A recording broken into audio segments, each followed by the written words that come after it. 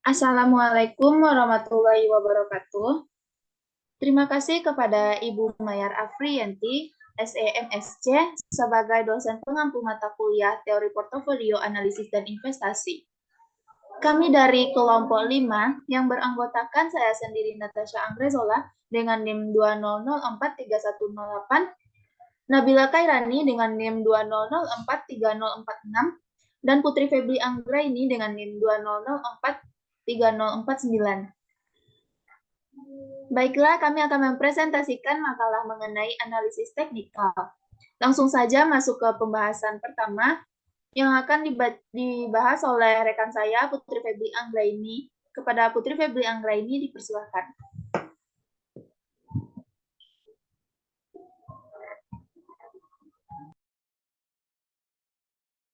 Baiklah, terima kasih kepada moderator. Langsung saja saya masuk pada pembahasan pertama, yaitu konsep dasar analisis teknikal. Analisis pasar atau sekuritas yang memusatkan perhatian pada indeks saham, harga, atau statistik pasar lainnya dalam menentukan pola yang mungkin dapat memprediksikan dari gambaran yang telah dibuat, atau analisis yang menganggap bahwa saham adalah komoditas perdagangan yang pada gilirannya, permintaan dan penawarannya merupakan manifestasi kondisi psikologis dari pemodal. Yang pertama, segalanya didiskontokan dan digambarkan dalam harga-harga pasar. Prinsip ini mengungkapkan tentang diskonto dan harga pasar.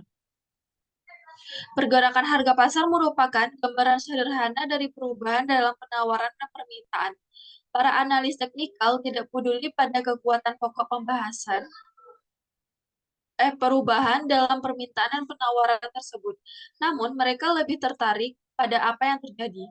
Apabila permintaan lebih besar dari penawaran, maka harga akan naik. Sebaliknya, apabila permintaan lebih kecil dari penawaran, maka harga akan turun. Kedua, harga-harga bergerak dalam suatu kecenderungan yang terus berlangsung. Prinsip ini mengungkapkan kecenderungan bahwa harga saham bergerak dalam satu pola.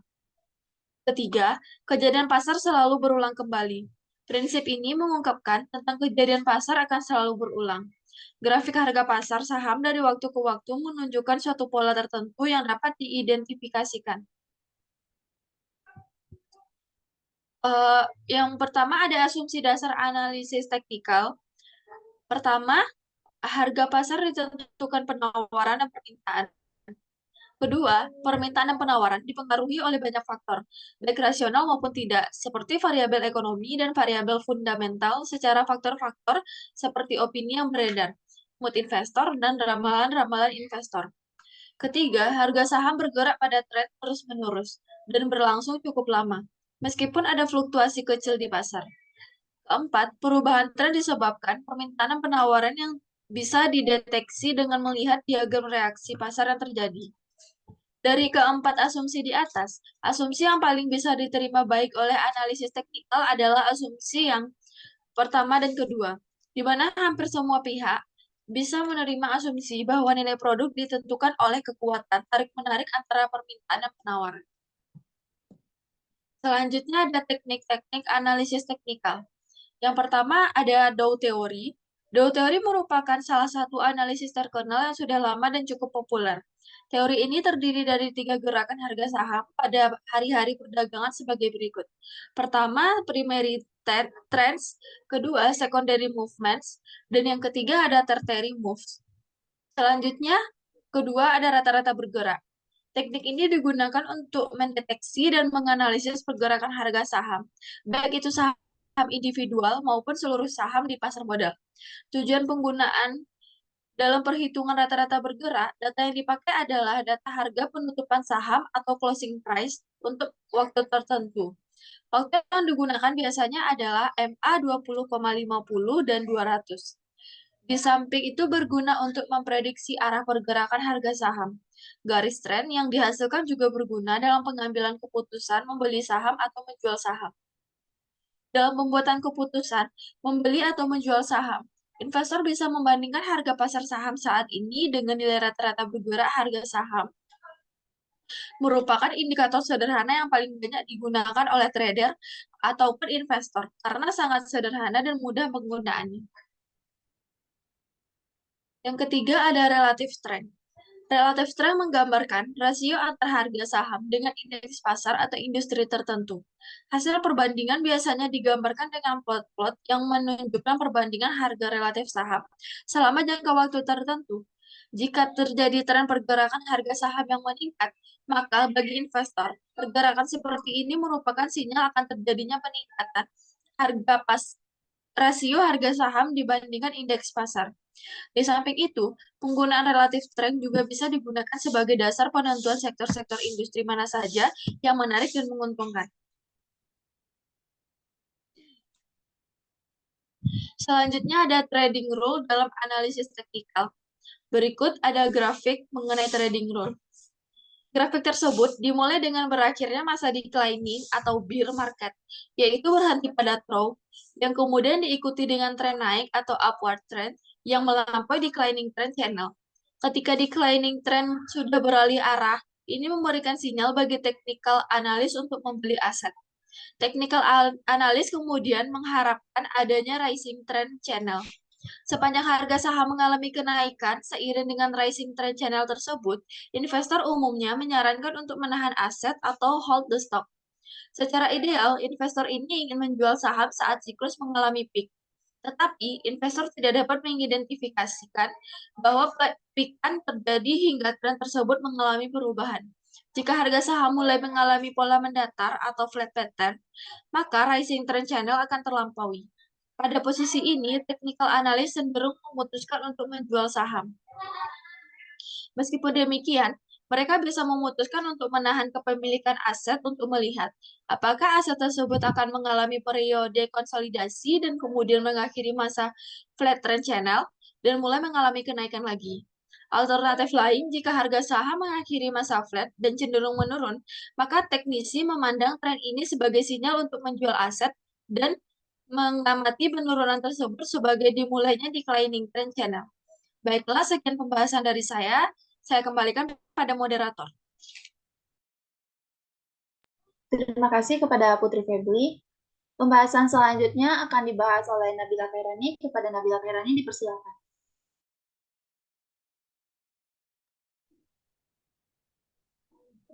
Terima kasih kepada moderator. Materi selanjutnya yaitu indikator dalam analisis teknikal. Indikator yang pertama yaitu moving average, di mana moving average convergence, divergence atau MACD adalah indikator yang berfungsi untuk menunjukkan tren yang sedang terjadi dalam perdagangan saham. Indikator ini mudah dibaca karena hanya menggunakan dua garis yang saling berpotongan. Indikator MACD terdiri dari dua garis, yaitu garis MACD berwarna biru dan garis sinyal yang berwarna merah. Pada saat garis MACD dan garis sinyal bertemu atau saling berpotongan, maka pada saat itulah investor mengambil keputusan untuk membeli atau menjual suatu saham. Sinyal beli terjadi ketika garis MACD ini memotong garis sinyal ke atas atau golden cross, dan sinyal jual terjadi ketika garis MACD memotong ke bawah garis sinyal atau dead cross. Moving average adalah salah satu alat yang paling populer dan mudah digunakan untuk para analis teknikal. Alat ini berfungsi untuk memutuskan satu serial data dan memudahkan kita untuk memetakan tren, sesuatu yang khususnya akan sangat membantu dalam pasar yang volatil. Terdapat dua jenis moving average yang paling populer. Yang pertama yaitu Simple Moving Average atau SMA, di mana SMA ini dibentuk dengan menghitung rata-rata atau mean dari harga satu sekuritas selama periode waktu tertentu. Walaupun dimungkinkan untuk menciptakan moving average dari data harga pembukaan atau open, tertinggi atau high, dan terendah atau low. Lalu selanjutnya, moving average yang paling populer yaitu exponential moving average atau EMA, di mana EMA ini dibentuk dalam rangka untuk mengurangi efek lambat pada simple moving average. Para technical analis sering menggunakan exponential moving average. EMA dapat mengurangi kelambatan dengan memberikan bobot lebih pada harga-harga yang lebih kini relatif terhadap harga-harga yang lebih lampau. Pembobotan lebih yang diberikan pada harga-harga terkini tergantung pada spesifikasi periode moving average. Semakin pendek periode EMA yang dipakai, semakin besar bobot yang akan diberikan pada harga-harga terkininya. Next.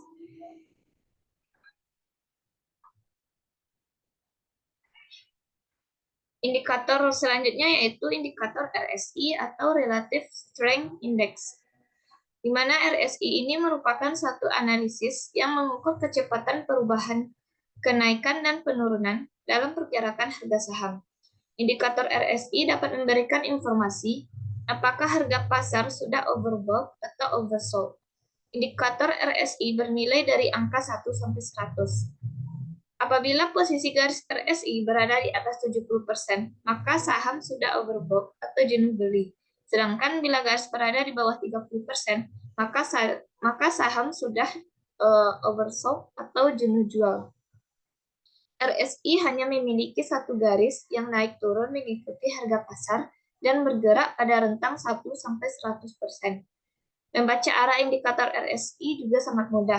Jika RSI bernilai sangat tinggi atau rendah, yaitu di atas 70 atau di bawah 30, berarti harga sudah jenuh dan kemungkinan besar akan berbalik arah.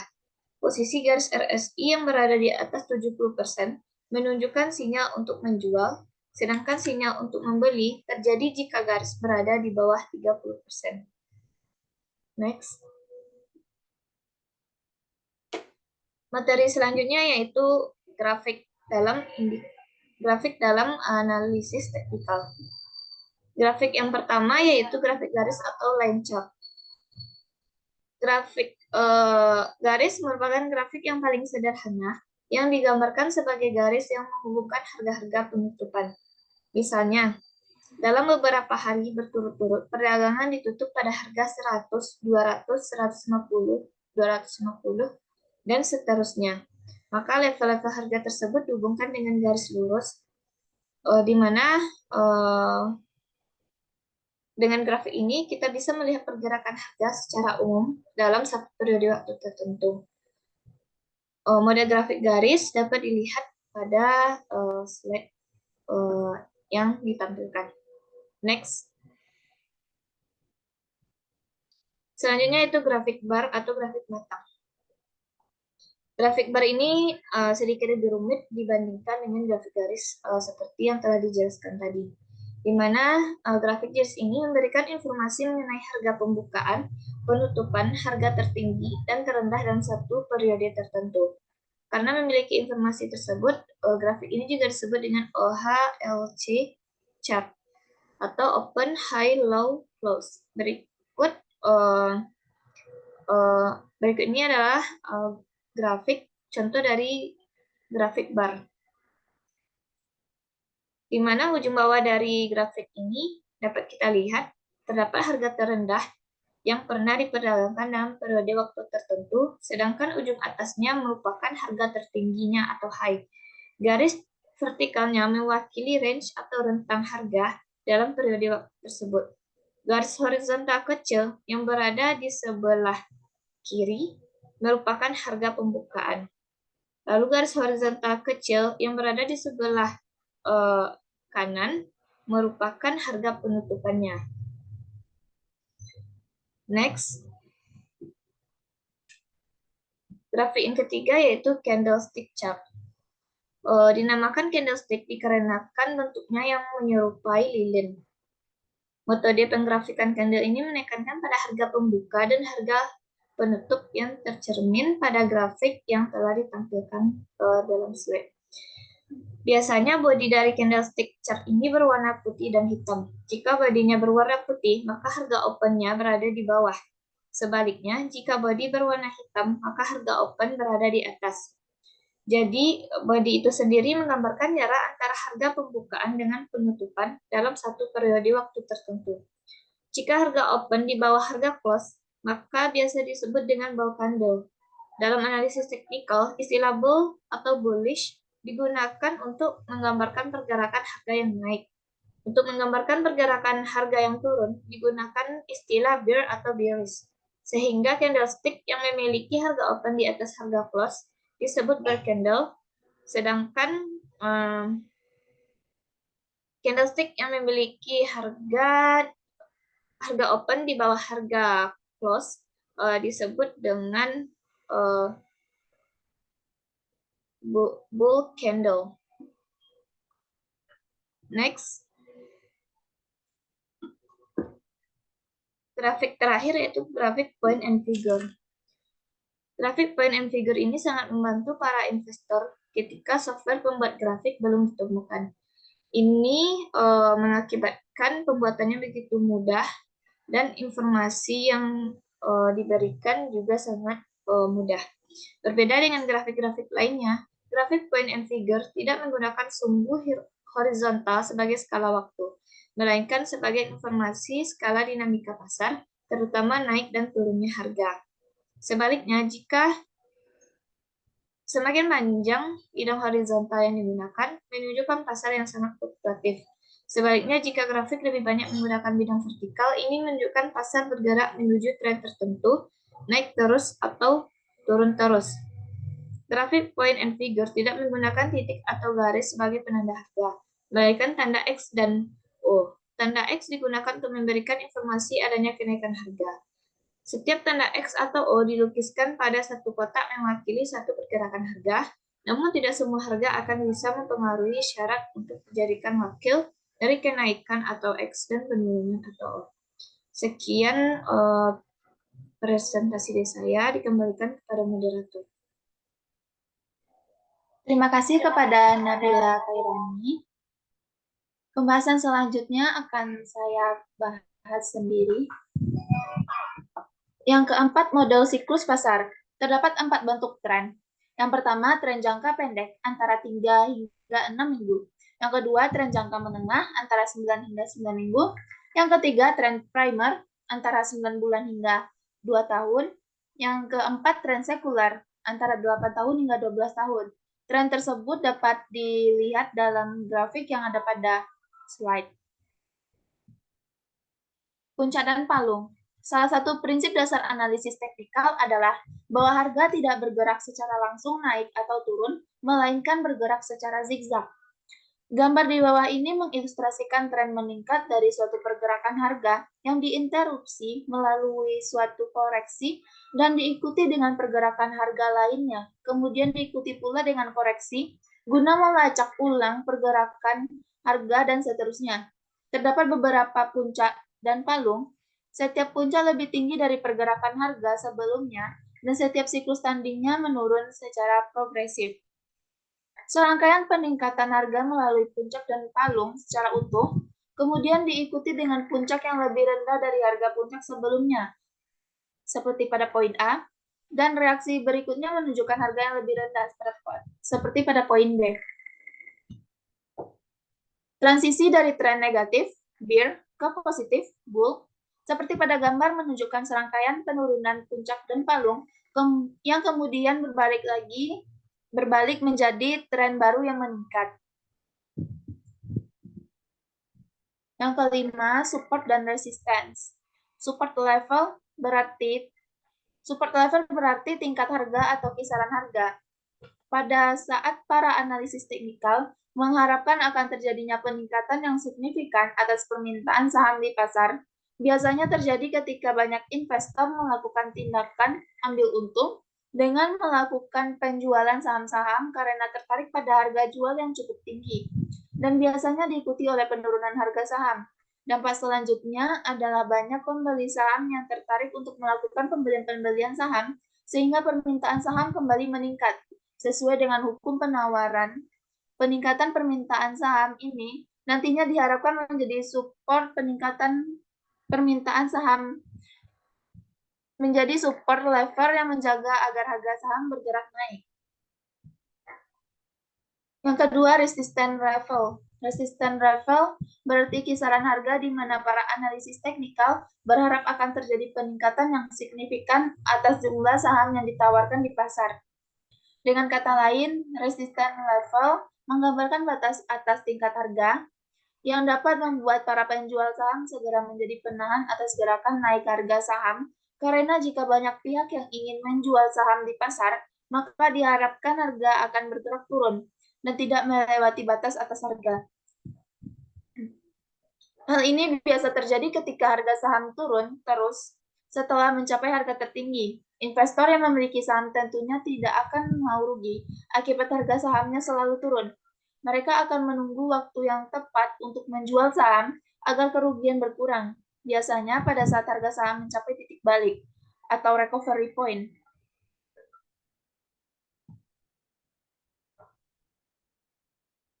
Baiklah, itulah pembahasan analisis teknikal dari kami. Kesimpulan yang dapat kita tarik adalah analisis sekuritas merupakan salah satu topik mendasar yang perlu kita bahas karena berkaitan langsung dengan relevan atau tidaknya suatu kegiatan. Untuk berusaha memprediksi timing yang tepat dan menentukan harga saham di masa mendatang. Apakah saham tersebut layak dibeli ataupun dijual? Analisis sekuritas dapat dilakukan dengan analisis teknikal dan analisis fundamental. Analisis pasar atau sekuritas yang memusatkan perhatian pada indeks saham, harga atau statistik pasar lainnya dalam menentukan pola yang mungkin dapat memprediksikan dari gambaran yang telah dibuat. Atau analisis yang menganggap bahwa saham adalah komoditas perdagangan yang pada gilirannya permintaan dan penawarannya merupakan manifestasi kondisi psikologis dari pemodal. Teknik-teknik analisis teknikal yaitu Dow Theory, rata-rata bergerak, dan relative strength. Indikator-indikator analisis teknikal yaitu Moving Average dan RSI atau Relative Strength Index. Dalam dunia analisis teknikal, dikenal 4 grafik yang masing-masing memiliki keistimewaan penggunaan dan indikator yang diberikannya. Keempat jenis grafik itu adalah grafik garis atau line chart, grafik bar atau bar chart, candlestick chart, dan grafik poin dan figur. Terdapat 4 bentuk tren dalam model siklus pasar, yaitu tren jangka pendek, tren jangka menengah, tren primer, dan tren sekuler. Support level berarti tingkat harga atau kisaran harga pada saat para analisis teknikal mengharapkan akan terjadinya peningkatan yang signifikan atas permintaan saham di pasar. Resisten level berarti kisaran harga di mana para analisis teknikal berharap akan terjadi peningkatan yang signifikan atas jumlah saham yang ditawarkan di pasar. Dengan kata lain, resisten level menggambarkan batas atas tingkat harga yang dapat membuat para penjual saham segera menjadi penahan atas gerak naik harga saham. Dari kelompok kami, mohon maaf jika ada salah kata, saya akhiri. Assalamualaikum warahmatullahi wabarakatuh.